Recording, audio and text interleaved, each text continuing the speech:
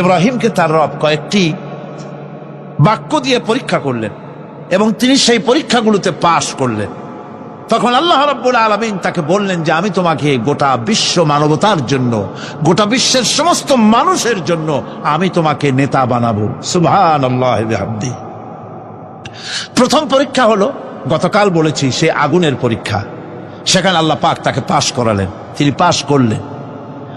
দ্বিতীয় পরীক্ষা ছিল বিবি এবং নবজাতক সন্তানকে নিয়ে আল্লাহ হুকুম করলেন এই বিবি আর বাচ্চারে নিয়ে মরুভূমিতে রেখে আসো। মরুভূমিতে যেখানে ঘর নাই, বাড়ি নাই, সেই জায়গায় বিবি এবং বাচ্চাকে রেখে যাওয়ার সময় তিনি বললেন, রব্বানা ইন্নী আসকানতু মিন যুররিয়্যাতি বিওয়াদিন গায়রি যী যারইন ইনদা বাইতিকাল মুহাররাম। হে আল্লাহ রাব্বুল আলামিন, আমি পানি এবং তরুলতাবিহীন এক মরুভূমির ভিতরে আমার বংশের একটি অংশকে এখানে রেখে গেলাম। তোমার ঘরের কাছে পুনর্বাসিত আমি তাদের কাছে, এই ঘরের কাছে, সম্মানিত ঘরের কাছে রেখে গেলাম। পরীক্ষায় তিনি পাশ করলেন। হযরতে হাজেরা প্রশ্ন করলেন, ইব্রাহিম, পানি নাই, খাবার নাই, মানুষ নাই, ঘর নাই, বাড়ি নাই, মরুভূমির ভিতরে আমাকে আমার বাচ্চারে ফেলে রেখে যাচ্ছ কেন? কোনো জবাব নাই। দুইবার তিনবার প্রশ্ন করলেন। এরপরে তিনি আবার প্রশ্ন করলেন, বললেন, ইব্রাহিম, এটা কি আল্লাহর হুকুম নাকি? হযরত ইব্রাহিম আলাইহিস সালাম নিজের কলিজার টুকরা সন্তান আর বিবিকে রেখে যেতেছেন ভারাক্রান্ত মন নিয়ে। তিনি আকাশের দিকে আঙ্গুল উঁচু করে দেখালেন। হযরত হাজেরা বুঝলেন ইনি তো আল্লাহর পয়গম্বর, আমার কোন অপরাধে এভাবে ফেলে যাওয়ার কথা নয়। তিনি বুঝলেন এটা আল্লাহর হুকুম। হযরতে হাজেরা বললেন, ইব্রাহিম রে, নিশ্চিন্ত মনে বাড়ি ফিরে যাও, আমার মনে কোনো চিন্তা নাই, কোনো পেরেশানি আর এখন নাই। আল্লাহর হুকুমেই যদি আমাকে এই মরুভূমির ভিতরে ফেলে যেয়ে থাকো, তাহলে আমি ওই আল্লাহর প্রতি এতটা ভরসা রাখি যে এই মরুভূমির ভিতরে জল পানি শূন্য, খাদ্য শূন্য জায়গায় আমি আমার বাচ্চাকে আল্লাহ রব্বুল আলামিন না খাওয়াইয়া মারবেন না। দ্বিতীয় পরীক্ষায় পাশ করল। 3 নম্বরে পরীক্ষা হলো, সন্তান বড় হয়ে গেছে, বুদ্ধি হয়েছে, দৌড়াতে পারে। আল্লাহ রাব্বুল আলামিন হুকুম করলেন, ছেলেকে জবাহ করো। কত বড় আগুনের পরীক্ষা! কোরআন শরীফ বলছে, হযরত ইব্রাহিম আলাইহিস সালাম নিজের ছেলেকে ডেকে নিয়ে বললেন, ইয়া বুনাইয়া ইন্নী আরা ফিল মানামি আন্নী আযবাহুক ফানজুর মাযা তারা। হে আমার কলিজার টুকরা সন্তান, আমি স্বপ্নে দেখেছি যেন আমি তোমাকে জবাহ করতেছি। তোমার রায় কি, তোমার মত কি, আমারে শোনাও। ছেলে পয়গম্বর, ছেলে তার জবাবে বললেন, ইয়া আবাতি ফাআল মা তু'মার সাতাজিদুনি ইনশাআল্লাহু মিনাস সাবিরিন। হে আমার আব্বাজান, আপনি যে ব্যাপারে স্বপ্নের ভিতরে আদিষ্ট হয়েছেন আপনি তা কার্যকরী করুন। আমাকে এতটুকু অধৈর্যের মধ্যে পাবেন না, আমাকে ধৈর্যশীলদের মধ্যে পাবেন। আমারে আপনি আল্লাহর হুকুম পালন করেন। আল্লাহ পাক শোনাচ্ছেন, ফালাম্মা আসলামা ওয়া তাল্লাহু লিল জাবিন। পিতা পুত্র দুজনই রাজি হয়ে গেল। পিতা তার ছেলেকে কাঁধ করে গলার উপরে ছুরি ধরেছেন। আল্লাহ রাব্বুল আলামিন ইসমাইল জবাহ হোক, এটা আল্লাহ চান নাই, আল্লাহ চেয়েছেন পরীক্ষা করতে। পরীক্ষায় ইব্রাহিম পাশ হয়ে গেলেন। আল্লাহ পাক বলছেন, ওয়ানাদাইনাহু আইয়া ইব্রাহিম ক্বাদ সাদ্দাকতার রুইয়া ইন্না কাযালিকা নাজজিল মুহসিনিন। আমি ইব্রাহিমকে ডেকে বললাম, ইব্রাহিম, তুমি তোমার স্বপ্নকে বাস্তবে রূপ দিয়েছো, আর এভাবেই করি আমি মুহসিনিনদেরকে পুরস্কৃত করে থাকি। আল্লাহ পাক খুশি হলেন। আল্লাহ পাক বললেন, ইন্না হাযা লাবালাউল মুবিন। নিঃসন্দেহে এটি একটি বিরাট পরীক্ষা ছিল। ঠিক কি না? আল্লাহ নিজে বলছেন এটা একটি বিরাট পরীক্ষা, আজিম ইমতিহান। সে ইমতিহানে তিনি পাশ করলেন। পরীক্ষায় উত্তীর্ণ হওয়ার জন্য রব্বুল আলামিন পুরস্কার দিয়া দিলেন। আল্লাহ পাক বললেন সালামুন আলা ইব্রাহিম। পড়েন সবাই, সালামুন আলা ইব্রাহিম। ইব্রাহিমের প্রতি আল্লাহ পাক বললেন ইব্রাহিমের প্রতি সালাম রইল। সুবহানাল্লাহি ওয়া বিহামদিহি। ইবাদত এর আনুগত্যের এই উৎকৃষ্ট দৃষ্টান্ত স্থাপনের পর আল্লাহ পাক তার গোটা বিশ্বের মুসলমানদেরকে কিয়ামত পর্যন্ত ইব্রাহিম আলাইহিস সালামকে জাতির পিতা বানায়া দিলেন। সুবহানাল্লাহ। কইতে ইচ্ছা করে না? এই রকমের পরীক্ষা কোন পিতারা দিতে পারছে নাকি? গোটা বিশ্বের সমস্ত মানব মণ্ডলীর জন্য আল্লাহ পাক ইব্রাহিম আলাইহিস সালামকে কিয়ামত পর্যন্ত জাতির পিতা হিসাবে ঘোষণা করেছেন। সুবহানাল্লাহ। মিল্লাতা বিকুম ইব্রাহিম হুয়া সাম্মাকুমুল মুসলিমিন। তোমরা তোমাদের পিতা ইব্রাহিমের মিল্লাতের উপর প্রতিষ্ঠিত হও। আল্লাহ পাক বলছেন তোমাদের পিতা ইব্রাহিমের মিল্লাতের উপরে প্রতিষ্ঠিত হও, আর আল্লাহ তোমাদের নাম রেখেছে মুসলমান। তোমরা হচ্ছে মুসলমান। আমাদের পরিচয়, ওই যে পরিচয়ের কথা আগে হয়ে গেছে, আমাদের পরিচয় আমরা মুসলমান। আমাদের পরিচয় কি? মুসলমান। এটা প্রথম পরিচয়। ইবাদতের পূর্ণাঙ্গ মাপকাঠি হিসেবে আল্লাহ পাক হযরত ইব্রাহিম আলাইহিস সালামকে দুনিয়াবাসীর সামনে পেশ করেছেন। কোরআন বলছে ইহুদি এবং খ্রিস্টানেরা মুসলমানদেরকে বিভ্রান্ত করতে চায়। তারা বলে ওয়াকালু কুনু হুদান আও নাসারা তাহতাদু কুল বাল মিল্লাতা ইব্রাহিম হানিফা ওয়া মা কানা মিনাল মুশরিকিন। ইহুদিরা বলে ইহুদি হও তবেই তোমরা সঠিক পথ পাবা, খ্রিস্টানেরা বলে খ্রিস্টান হও তবেই তোমরা সঠিক পথ প্রাপ্ত হবে। আল্লাহ পাক বলছেন এদের সকলকে বলে দাও বরং তোমরা সব পরিত্যাগ করে মিল্লাতে ইব্রাহিমের ভিতরে শামিল হয়ে যাও। এটাই মুক্তির পথ, এটাই নাজাতের পথ, এটাই আল্লাহর পথ। সুবহানাল্লাহি ওয়া বিহামদিহি। এমনকি রাসূল কারীম সাল্লাল্লাহু আলাইহি ওয়াসাল্লামকে আল্লাহ পাক বলেছেন আনিত্তাবি' মিল্লাতা ইব্রাহিম হানিফা। চারদিক থেকে মুখ ফিরিয়ে এনে মিল্লাতে ইব্রাহিমের ভিতরে শামিল হয়ে যাও, তারই অনুসরণ করো।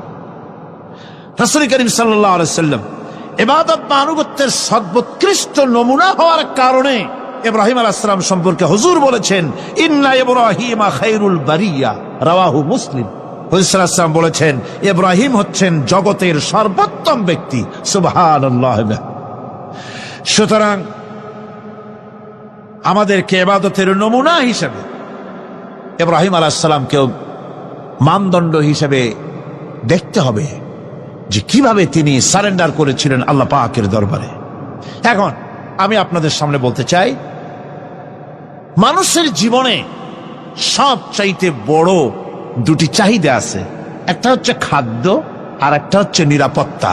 একটা খাদ্য আর একটা কি? নিরাপত্তা। পেট ভরে খাইতে চাই আর চোর ডাকাতের উপদ্রব থেকে নিরাপত্তা পেতে চায়।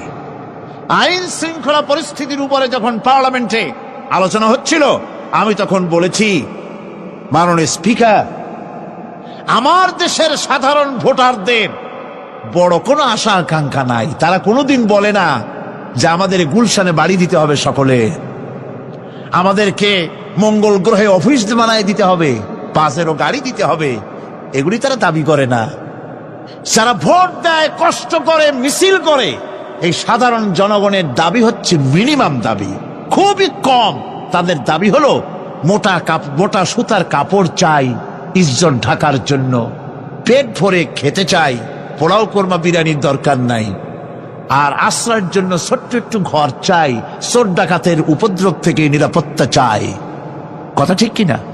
আমি বললাম স্পিকার সাহেব, আজ পর্যন্ত যতগুলি গভর্নমেন্ট এসেছে বাংলাদেশে, প্রত্যেকটি গভর্নমেন্ট আমার দেশের জনগণের এই ন্যূনতম দাবি, এই আশা পূরণ করতে ব্যর্থতার পরিচয় দিয়েছে। কেউ পারে নাই। যারাই গেছে তারাই তাদের নিজেদের আখের গোছাবার চেষ্টা করেছেন। সব নিজেকে নিয়ে ব্যস্ত, নিজের লোক তিনি নিয়ে ব্যস্ত, জনগণ নিয়ে চিন্তা নাই। সুতরাং মানুষের চাহিদা হচ্ছে খাদ্য আর নিরাপত্তা। আমরা কি খাদ্য আর নিরাপত্তা সত্যি কি চাই? চাই। খাদ্য যদি চাই ক্ষুধার সময়, নিরাপত্তা যদি চাই ভীতির সময়, আল্লাহ রাব্বুল আলামিন বলেন কোন গভর্নমেন্ট দিতে পারবে না, দুনিয়ায় কেউ দিতে পারে নাই, পারবেও না।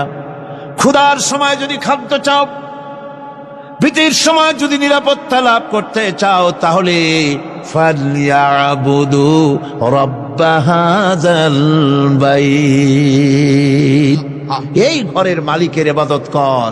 কোন ঘর? কাবা ঘর। বলেন কোন ঘর? কাবা ঘর। কাবা শরীফের মালিকের ইবাদত কর। তাহলে কি হবে? আল্লাযী আত'আমাহুম মিন জু'in ওয়া আমানাহুম মিন খাউফ।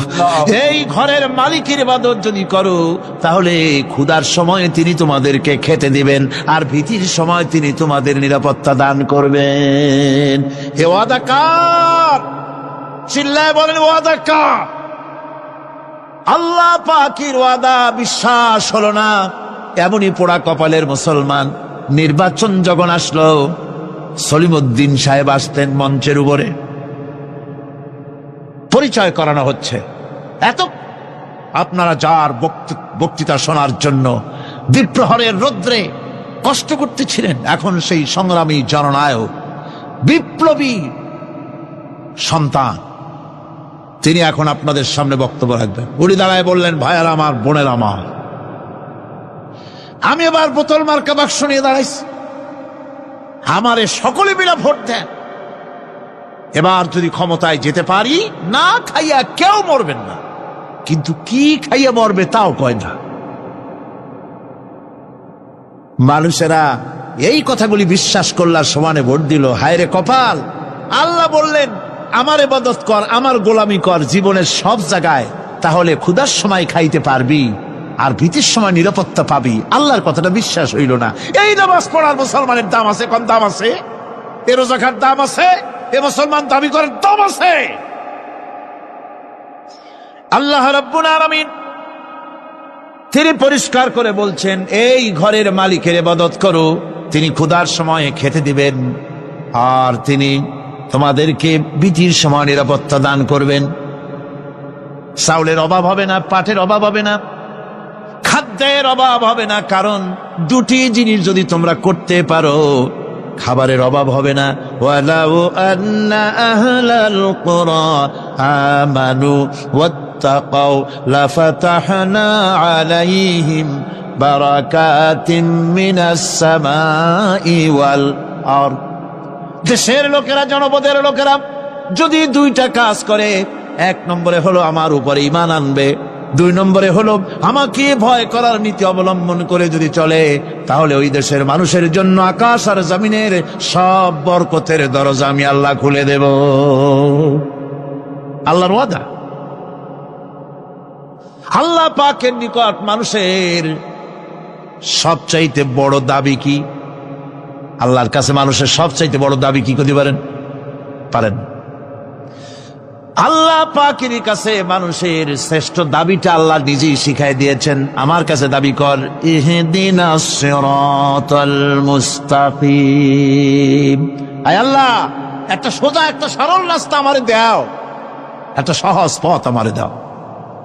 এই কথা সূরা ফাতিহা দাবি করার পর আল্লাহ রাব্বুল আলামিন এই অভিনন্দনের জবাবে, 7টা বাক্যের অভিনন্দনের জবাবে আল্লাহ রাব্বুল আলামিন 30 পারা কোরআন শরীফ নাজিল করে দিলেন।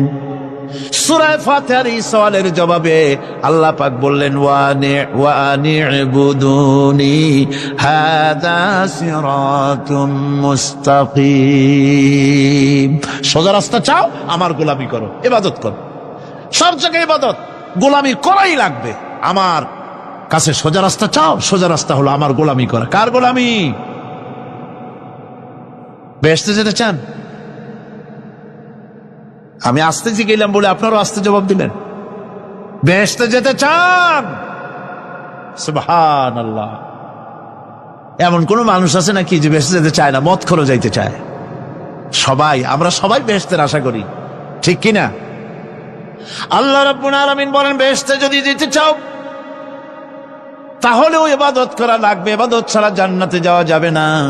ফাদখুলি ফি ইবাদি ওয়াদখুলি জান্নাতি, সর্বপ্রথম আমার বান্দার মধ্যে দাখিল হয়ে যা, আমার গোলামীর মধ্যে দাখিল হওয়া, আমার গোলাম হয়, এরপরে আমার জান্নাতে চলে যা। আগে গোলাম হবি, তারপরে কোথায় যাবি? জান্নাতে যাবে। আগে গোলাম হ, আগে গোলামীর খাতায় নাম লেখা, আগে সত্যিকারের আমার বান্দা হ, গোলাম, এরপরে জান্নাতে যাওয়া যাবে। জান্নাতে যাইয়া আল্লাহর সাথে কি দেখা করতে চাই? আল্লাহর সাথে দেখা করতে চাই। আল্লাহ রাব্বুল আলামিন বলেন, فَمَنْ كَانَ يَرْجُو لِقَاءَ رَبِّهِ فَلْيَعْمَلْ عَمَلًا صَالِحًا وَلَا يُشْرِكْ بِعِبَادَةِ رَبِّهِ أَحَدًا।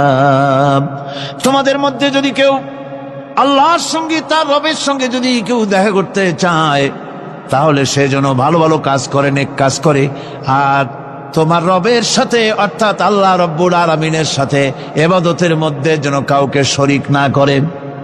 শিরক যদি না করো, খাঁটি গোলাম, খাঁটি বান্দায় যদি পরিণত হতে পারো, কিয়ামতের দিন আল্লাহ রব্বুল আলামিনের সঙ্গে দিদার নসিব হয়ে যাবে। এই গোলামি করব কতদিন? কতদিন গোলামি করব? এই প্রশ্নের জবাবে আল্লাহ রাব্বুল আলামিন কোরআনে কারীমের মধ্যে জবাব দিয়ে দিয়েছেন, ওয়া'বুদ রাব্বাকা হাত্তা ইয়াতিয়াকাল ইয়াকিন।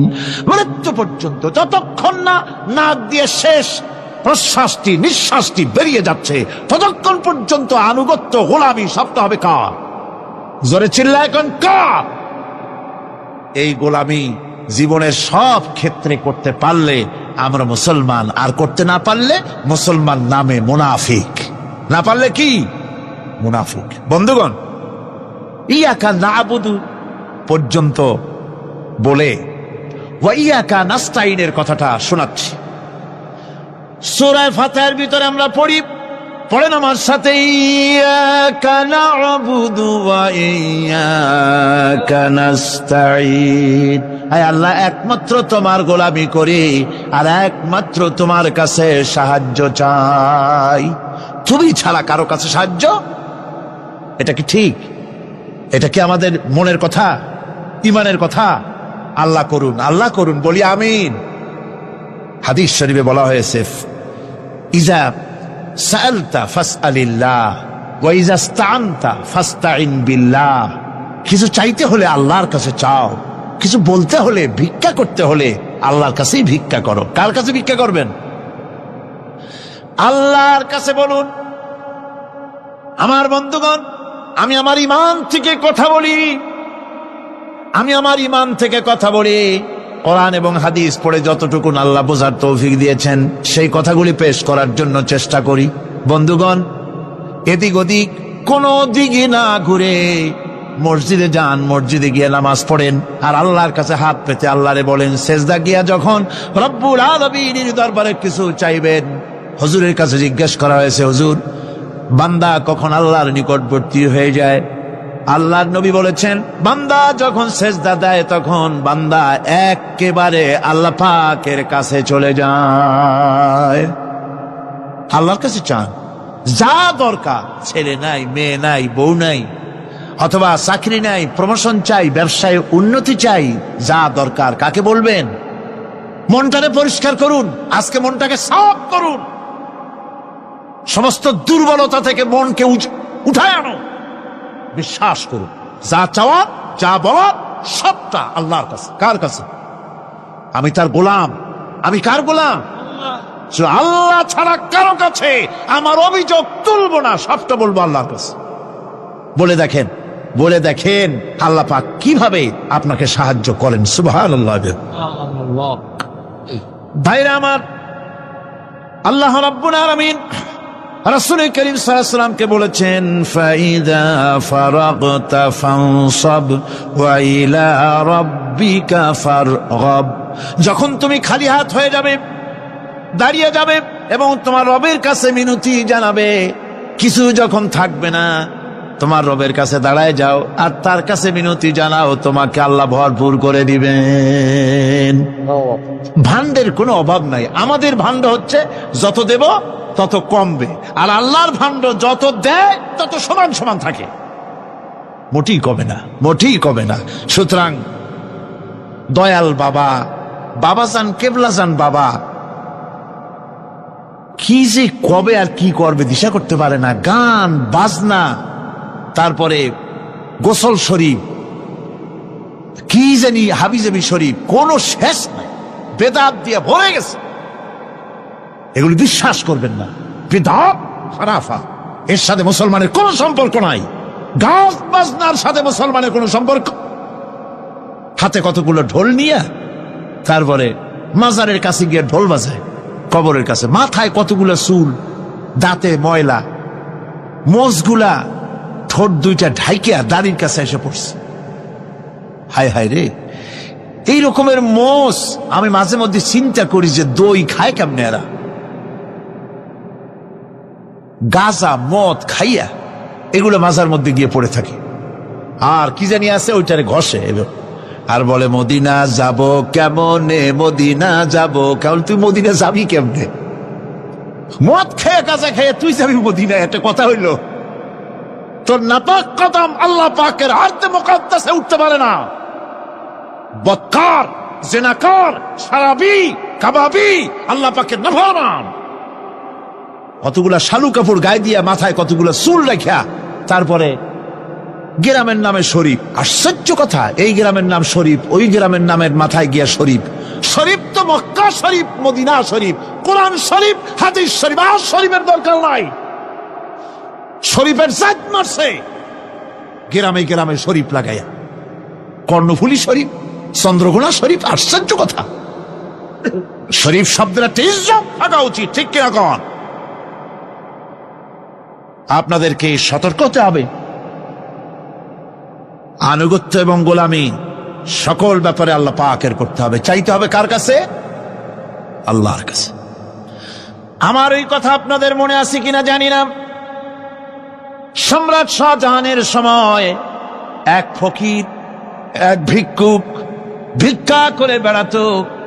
70-80 বছর বয়স হয়ে গিয়েছে। এক লোক বলছে, সারা জীবন তো তোমারে ছোটবেলা থেকে ভিক্ষা করতে দেখলাম। সে বলল, মানুষের দেয় তো 2 পয়সা 1 পয়সা, ভিক্ষা ছাড়া করবোটা কি? লোকটি বলল, তোমার একটা পরামর্শ দেই, একদিন সম্রাটের কাছে গিয়ে যে দেখো, একবারে যা দেবে খাইয়া কুলাইতে পারবে না। সম্রাট শাহজাহান কোথায় আছে এখন? দেখো গিয়া মসজিদে আছে। লোকটি মসজিদের বাইরে গিয়ে দেখে সম্রাট একা হাত তুলে বসে আছে, চোখ থেকে পানি পড়তেছে দর দর করে, দাড়ি ভিজে জামায় পড়তেছে। বহুক্ষণ দাঁড়িয়ে আছে। এরপরে সম্রাট তার মুনাজাত শেষ করে বেরিয়ে আসছেন। ফকিরের সঙ্গে দেখা। ফকির বলল, আসসালামু আলাইকুম। তিনি বললেন, ওয়ালাইকুম আসসালাম ওয়া রাহমাতুল্লাহ। ফকির রওনা করেছে। বাদশাহ বলছে, তুমি তো একজন ভিক্ষুক মানুষ বলি মনে হয়, আমার কাছে তো কেউ কিছু না চাইয়া যায় না, তুমি যে কিছু না চেয়েই চলে যাচ্ছ। ভিক্ষুক বলছে, জাহাপানা, সত্যি কিছু চাইতে এসেছিলাম আপনার কাছে, কিন্তু আপনার অবস্থা দেখে আমার জ্ঞানের চোখ খুলে গেছে। আমি দেখতে পেলাম, আমি যে সম্রাটের কাছে ভিক্ষা চাইতে আসলাম, আমি তো শুধু তাকায় আছি, আমি তো কান্দি না, বরং আমি যার কাছে চাইতে এসেছি তিনি আমার চাইতেও আরো নগণ্য ভিক্ষুকের মতো হয়ে কার কাছে যেন হাত পেতে চোখের পানি ফেলে কান্দে। মনে মনে ভাবলাম, সম্রাট কান্দে যে সম্রাটের কাছে, ওই আল্লাহ ছাড়া জীবনে কারো কাছে কিছু চাইব না। আল্লাহর কাছে চাওয়ার অভ্যাস করুন, তিনি দিতে পারেন, সবকিছু তার আছে। এই বিশ্বাস মনের ভিতরে জমাতে হবে, তাহলেই সত্যিকারের মুসলমান আমরা হব। আল্লাহ পাক সত্যিকারের গোলাম আমাদেরকে বানাবেন। আমরা বলি আমিন। মুনাফিকদের আর একটা চরিত্র হলো, তারা যদি আজান শুনতে পায় না, আজান এবং নামাজ সম্পর্কে তারা কটূক্তি করে, আজান এবং নামাজ সম্পর্কে তারা কটূক্তি করতে থাকে। এটা হলো মুনাফিকদের আরেকটা চরিত্র। আল্লাহ রাব্বুল আলামিন বলেন, ওয়াইদা নাদাইতুম ইলাস সালাতি ইত্তাখাযুহা হুজওয়ান ওয়া লাইবান। যখন আজান তারা শোনে, যখন নামাজের দিকে তখন তাদেরকে ডাকা হয়, তখন তারা ঠাট্টা করে, বিদ্রুপ করে। আরেকটি চরিত্র হলো সমাজের ভিতরে অশ্লীলতা বাড়াবার জন্য তারা প্রচেষ্টা চালায়। ইন্নাল্লাযীনা ইউহিব্বুনা আন তাশিআল ফাহিশাতু ফিল্লাযীনা আমানু লাহুম আযাবুন আলীম। ঈমানদার লোকদের মধ্যে অশ্লীলতা এরা বেশি করে ছড়াবার জন্য চেষ্টা করে, মানুষকে দুশ্চরিত্র বানাবার জন্য তারা চেষ্টা করে।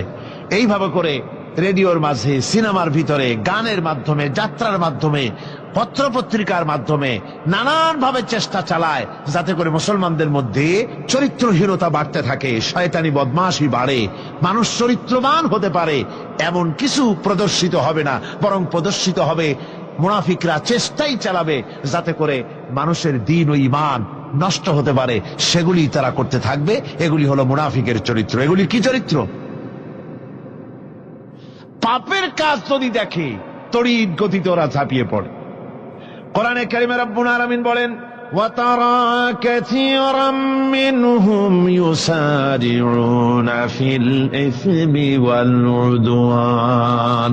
মুনাফিকদের চরিত্র এটাও যে তারা যখনই সুযোগ পায় তখনই খারাপ কাজের দিকে, মন্দ কাজের দিকে ঝাঁপায় পড়ে এবং মানুষদেরকে মন্দের দিকে, গুনাহের দিকে, জুলুমের দিকে, অত্যাচারের দিকে তড়িৎ গতিতে তারা ঝাঁপায় পড়ে। এটা হলো তাদের কাজ।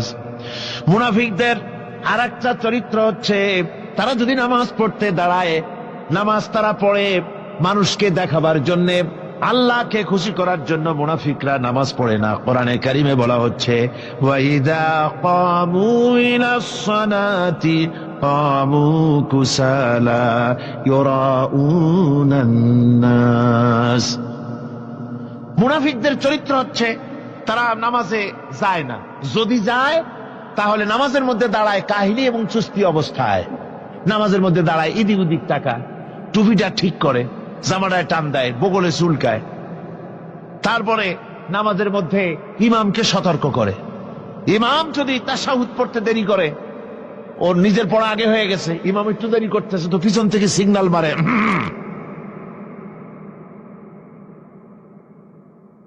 এগুলি নামাজ হচ্ছে।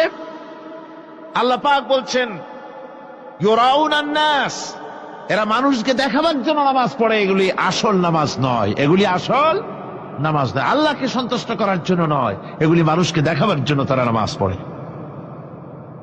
আমার ভাইরা, ইসলামের চরিত্রগুলি, কাজগুলি তারা করতে চায় না। সব সময়ের জন্য ইসলামের সঙ্গে বিরোধিতা করা এবং ইসলামের অপব্যাখ্যা করা, এগুলি হচ্ছে এই মুনাফিকদের চরিত্র, মুনাফিকদের কাজ। মুনাফিকরা চিরটা কাল এভাবে মুসলমানদের সঙ্গে খারাপ ব্যবহার করে এসছে এবং নিজেরা জাহান্নামের পথকে এভাবে তারা করে নিয়েছে। মুনাফিকদের আরেকটি চরিত্র হচ্ছে জিহাদের নাম শুনলে তাদের কলিজা কেঁপে ওঠে। বুঝলেন? কই যে আপনারা জিহাদ করেন কেন? এমনি সহজ পথে কলেমা পড়িয়া অল্পের মধ্যে বেহেশতে যাওয়া যায়, এরকম একটু দোয়া টোয়া শিখান মুসলমানদেরকে। আমাদের কাছে মাঝে মধ্যে আসে, কয় যে মুনাফিক তো সহজে চেনা যায় না। কয় যে হুজুর, এই যে বারবার জিহাদ, এই মারামারি, এই ঠ্যাঙ্গি এগুলি আছে নাকি ইসলামের মধ্যে? কোথায় আছে যে মারামারি করা লাগবে, তারপরে মিছিল করা লাগবে, ধর্মঘট করা লাগবে, এ ধরনের জিহাদে অংশ নিতে হবে? এইগুলি কি? এগুলি বাদ দিয়া সহজভাবে, শান্তভাবে যাতে করা যায়, অল্প অল্প ছোট ছোট দোয়া শিক্ষা দেন যাতে করে সহজে বেহেশতে চলে যাওয়া যায়। আমি বলছি, ভাই, রাসূলুল্লাহ এরকম আমাদের শিখান নাই যে এরকমের সূরাগুলি বেহেশতে যাওয়ার জন্য আবিষ্কার করে দেব। ছোট্ট একটা দোয়া পড়বেন, আরবে বেহেশত আপনার মা উমরির বারান্দা যাই কলা খাওয়া শুরু করলেন। এত সহজে বিষয়টা আসবে না, বিষয়টা খুবই কঠিন। আল্লাহ রাব্বুল আলামিন বলেন, মুনাফিকদের চরিত্র হলো জিহাদের নাম যখন তারা শোনে, জিহাদের নাম শোনা মাত্রই তাদের কলিজা কেঁপে ওঠে। রাআইতাল্লাযীনা ফী কুলুবিহিম মারাদুন ইয়ানজুরুনা ইলাইকা نذر المغشي عليه من الموت। যখনই তাদের অন্তঃকরণ নেফাকের রোগে ভরা, নেফাকের রোগ তাদের কেমন ভাবে পেয়ে বসেছে যে ওরা এমন ভাবে তাকায় থাকে আপনার দিকে, রাসূলুল্লাহর দিকে এমন ভাবে তারা তাকায় থাকে যে জেহাদের কোনো কথা বলে ফেলে নাকি, জেহাদের কথা যদি আসে তাহলে তো সর্বনাশ।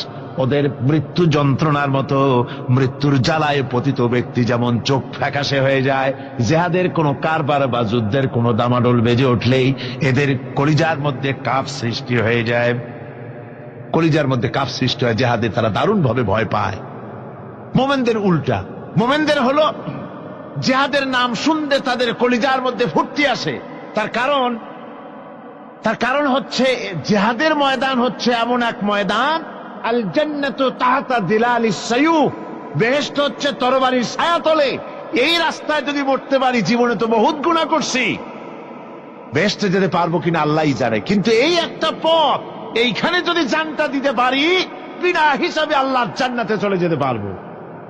আর শাহাদাতের মত হচ্ছে পিঁপড়ায় কাটার যন্ত্রণার চাইতে বেশি কিছু না। মোমেনদের দিলের জন্য খুশি হয়, আর ওদের দিল দারুণ কষ্ট তারা পেতে থাকে। এদের অবস্থা হচ্ছে যেখানে দ্বীনের কথা হয় সেখানে তারা চুপ করে বসে কথা শোনে, আর যখন দ্বীন ইসলামী আন্দোলনের কথা আসে, জেহাদের কথা আসে, তখন তারা খুব ভয় পায়া এদিক ওদিক তাকায়। কোরআনে কারিমে ওদের এই চরিত্র সম্পর্কে বলা হয়েছে, وَإِذَا مَا أُنْزِلَتْ سُورَةٌ نَظَرَ بَعْضُهُمْ إِلَى بَعْضٍ هَلْ يَرَاكُمْ مِنْ أَحَدٍ ثُمَّ انصَرَفُوا। এরা কোরআনের আয়াত যখন নাজিল হয় তখন একজন আরেকজনের দিকে তাকাতাকি করে, কি জানি আমাদের ব্যাপারে কোনো আয়াত নাজিল হয়ে পড়ে নাকি, অথবা জেহাদের ব্যাপারে কোনো আয়াত নাজিল হয়ে পড়ে নাকি। কেউ দেখে নাকি এই সব এদিক ওদিক তাকাই আসতে এই জায়গা থেকে কেটে পড়ে, যে আমাদের চরিত্রই তো বর্ণনা করা হচ্ছে, কাজী এখন আর বসা ঠিক না, আস্তে করে কেটে পড়ার জন্য চেষ্টা করে। এটা হলো মুনাফিকদের আর একটা চরিত্র। এরা এইভাবে করে নিজেদের চরিত্রকে প্রকাশ করে ধরা পড়ে, এবং ইসলামের সবচাইতে মারাত্মক ক্ষতি এই মুনাফিকরা চিরকাল করেছে। আল্লাহ রাব্বুল আলামিন বলেন, মুনাফিকদের ব্যাপারে মুসলমানদের বিপদ হলে তারা দারুণ ভাবে খুশি হয়, আর মুনাফিকদের চরিত্র হলো মুসলমানদের উপকার হলে, ভালো হলে তারা দারুণ ভাবে অসন্তুষ্ট হয়ে যায়। যখন আর আল্লাহ মোমেনদেরকে সান্ত্বনা দেন, মোমেনদেরকে আল্লাহ পাক সান্ত্বনা দিচ্ছেন মুনাফিকদের ব্যাপারে, কুল লা ইউসিবানা ইল্লা মা কাতাবাল্লাহু লানা ওয়া মাওলানা ওয়া আলাল্লাহি ফালিয়াতাওয়াক্কালিল মুমিনুন। মুনাফিকদের শোনায় দাও, মুমিনদেরকে বলা হচ্ছে তোমরা মুনাফিকদের শোনাও যে তোমরা যে আমাদের ব্যাপারে খুশি হচ্ছ, যে আমাদের বিপদ দেখা, আমাদের চতুর্দিক থেকে বিপদ, মুসলমানদের আর চতুর্দিক থেকে কি বিপদ, এই বিপদ দেখে তোমরা দারুণ খুশি যে মুসলমানেরা এইবার মার খাচ্ছে, ইসলামী আন্দোলন আর কোমর সোজা করে দাঁড়াতে পারবে না, এইবার শেষ, বুদ্ধি করিয়া যে ষড়যন্ত্রের জালে আটকায় দিছি আর মুক্তি হবে না। এই যে তারা খুশি। আল্লাহ রাব্বুল আলামিন বলেন, মুমিনেরা তোমাদের ঘাবড়াবার কোনো কারণ নাই, তোমরা বলে দাও কুল লা ইউসিবানা ইল্লা মা কাতাবাল্লাহু লানা, তোমরা শোনায় দাও যে আমাদের কিছুই হয় না, আমাদের শুধু তাই হয় যা আল্লাহ রাব্বুল আলামিন আমাদের জন্য লিখে রেখেছেন, আমাদের তাকদীরে যেটা আছে ওটাই হবে, এর থেকে বেশি কিছুই হবে না। তিনি আমাদের মাওলা, তিনি আমাদের মনিব, তিনি আমাদের প্রভু, আর সমস্ত মুমিনদের উচিত সে আল্লাহর উপরই নির্ভর করা। তবে তোমরা জেনে রাখো, তোমরা আমাদের জন্য যে জিনিসের অপেক্ষা করছো, কুল হাল তারাব্বাসুনা বিনা ইল্লা ইহদাইল হুসনাইন, তোমরা আমাদের জন্য যে জিনিসের অপেক্ষা করতেছো, আল্লাহ বলছেন মুমিনেরা তোমরা বলো, তোমরা মুনাফিকদের বলো যে আমাদের ব্যাপারে তোমরা যে জিনিসের অপেক্ষা করছো তার দুটি ভালোর একটি ছাড়া কি, অর্থাৎ তোমরা আমাদের জন্য অপেক্ষা করতেছো আমরা যেন মরে যাই, আমরা যেন শেকস্ত খাই, তো আমরা যদি পৃথিবীতে মরে যাই তাহলে তো আমরা শহীদ হয়ে গেলাম, আর আমরা যদি বেঁচে থাকলাম তো আমরা তো গাজী হয়ে গেলাম। আমাদের ওই যে হাতি মরার মতো আর বাঁচার মতো, হাতি মরলেও লাখ টাকা, বাঁচলেও লাখ টাকা। আমরা মরলে গাজী, বাঁচলে কি শহীদ। কোন দিক দিয়ে আমাদের ঠগ নাই। সুতরাং তোমরা আমাদের জন্য যে জিনিস অপেক্ষা করো তার দুটো ভালোর একটি ছাড়া কি। আর আমরা তোমাদের ব্যাপারে, তোমরা যেমন আমাদের ব্যাপারে অপেক্ষা করতেছো, আমরাও তোমাদের ব্যাপারে আরেকটা জিনিসের অপেক্ষা করছি। ওয়ানাহনু নাতারাব্বাসু বিকুম আইয়ুসিবাকুমুল্লাহু বিআযাবিন মিন ইনদিহি আও বিআইদিনা। আমরাও তোমাদের জন্য অপেক্ষা করতেছি একটা জিনিসের। তোমরা আমাদের জন্য দুটি জিনিস অপেক্ষা করো, আমরাও তোমাদের জন্য দুটি জিনিস অপেক্ষা করছি। তা হচ্ছে তোমাদের শাস্তিটা আল্লাহ নিজে দিবেন না আমাদের হাত দিয়ে দেওয়াবেন, আমরা সেইটার অপেক্ষা করতেছি। ফাতারাব্বাসু ইন্না মাআকুম মুতারাব্বিসুন। সুতরাং তোমরা অপেক্ষা করতে থাকো, আমরা অপেক্ষা করতে থাকি। ব্যাপারটা কোথায় গিয়ে দাঁড়ায় আসো আমরা সকলে তা লক্ষ্য করি। সুতরাং এই মুনাফিকদের এই হচ্ছে চরিত্র, চিরকাল ইসলামের সঙ্গে বিরোধিতা করা, মুসলমানদের সাথে ঠাট্টা বিদ্রুপ করা, এটাই হচ্ছে তাদের চরিত্র। এই চরিত্র দিয়েই তারা ইসলামকে চিরকাল ক্ষতিগ্রস্ত করে এসেছে। রাসূল পাক সাল্লাল্লাহু আলাইহি ওয়াসাল্লাম এই মুনাফিকদের সম্পর্কে বলেছেন যে মুনাফিকরা হচ্ছে ইদা আহাদা গাদারা, যখন তারা ওয়াদা করে সে ওয়াদাকে তারা খেলাফ করে। এটা হচ্ছে মুনাফিকদের একটা চরিত্র। তারপরে তাদের কাছে কোনো জিনিস আমানত রাখলে, ইদা উত্তুমিনা খানা, যখন আমানত রাখা হয় সে আমানতের তারা খিয়ানত করে। তারপরে যখন তারা ঝগড়ায় লিপ্ত হয় তখন তারা পরস্পরকে গালাগালি করে।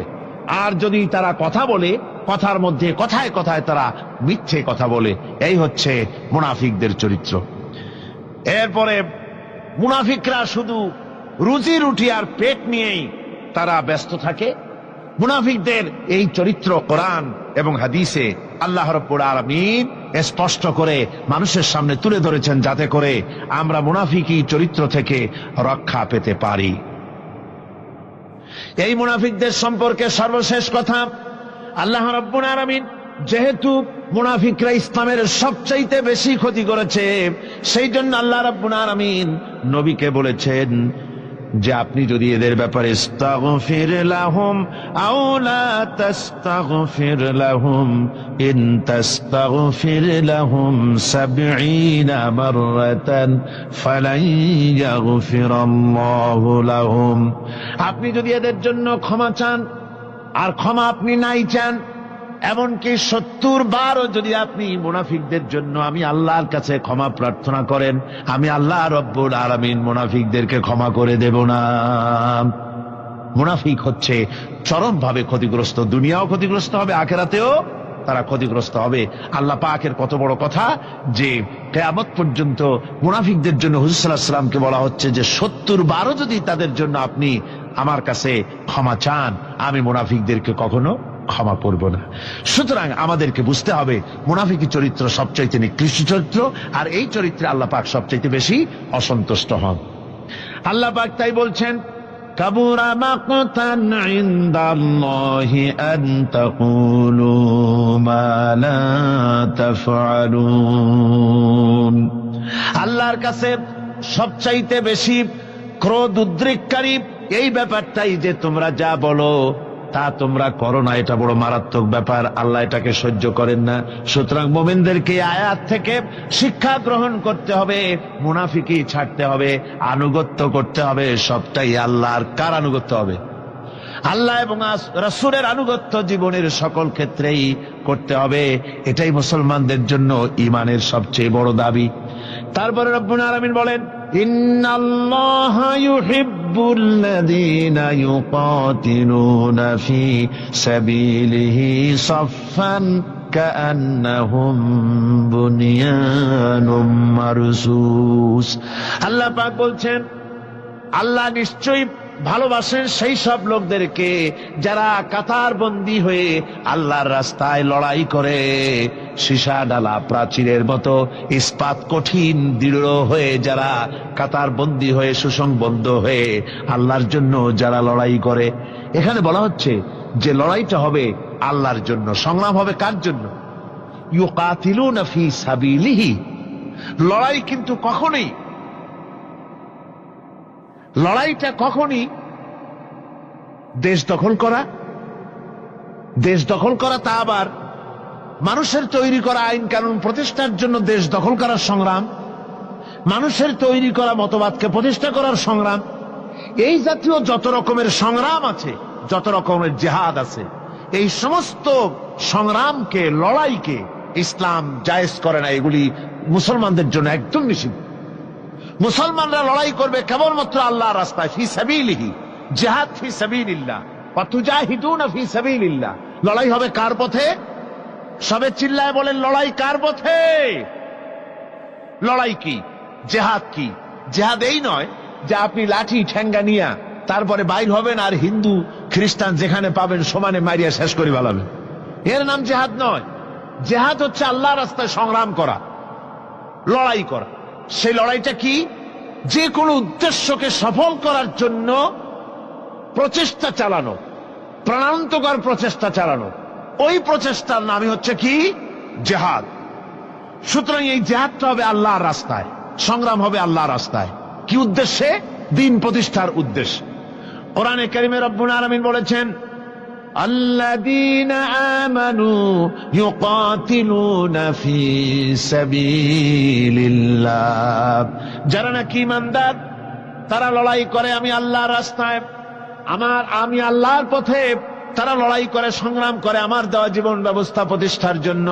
ওয়াল্লাযীনা কাফারু ইউকাতিলুনা ফি সাবিলিত তাগুত। আর যারা নাকি কাফের, ভালো করে শোনেন, আল্লাহ পাক বলছেন যারা নাকি কাফের তারাই লড়াই করে মানুষের তৈরি করা তাগুতের পথে লড়াই করে, অর্থাৎ আল্লাহর দেওয়া রাসূলের দেওয়া বিধানকে বাদ দিয়ে মানুষের তৈরি করা, অন্যের তৈরি করা মতবাদ প্রতিষ্ঠার পিছনে সংগ্রাম করে। এখন আপনি দেখেন এই পৃথিবীতে সমাজতন্ত্র কার তৈরি? মানুষের। আল্লাহর না মানুষের?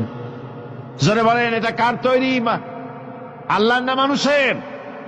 জাতীয়তাবাদ কার তৈরি? আল্লাহর না মানুষের? পুঁজিবাদ কার তৈরি? আল্লাহ না মানুষের? সমাজতন্ত্র কার তৈরি? আল্লাহ না মানুষের? ধর্মনিরপেক্ষতাবাদ কার তৈরি? আল্লাহ না মানুষের? এই সমস্ত মতবাদকে মানুষের তৈরি করা, এসব মতবাদকে প্রতিষ্ঠিত করার জন্য